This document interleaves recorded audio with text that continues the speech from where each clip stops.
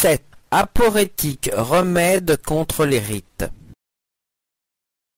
Il faut écarter systématiquement toutes les prénotions. Le doute méthodique de Descartes n'en est au fond qu'une application. Durkheim, Règles pour la méthode sociologique, chapitre 2e, deuxième section. Il faut s'écarter des rites pour accéder au réel, même si cette démarche relève de l'utopie. Il convient d'y tendre. La référence au doute cartésien se justifie en dépit de son imperfection.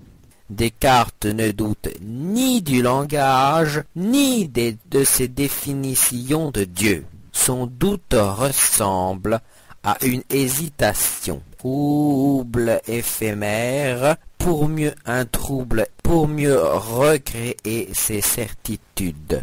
Cependant, l'objet de son ouvrage, comme l'indique le titre, était la méthode et non la métaphysique. De plus, le cogito apparaît comme un sol ferme.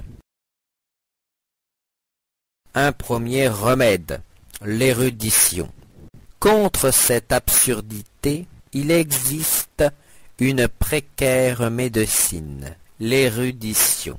Néanmoins, cette tragédie ne saurait être abolie sans la compréhension du système qui dirige nos pensées.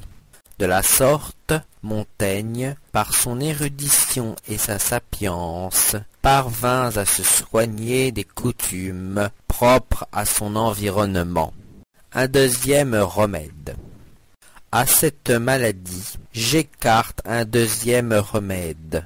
Il consisterait à croire que l'intelligence issue de processus informatiques nous garantirait une objectivité absolue. Or, ne nie, puisque les programmes ne proviennent que de conscience toute humaine et subjective. Humaine et subjective.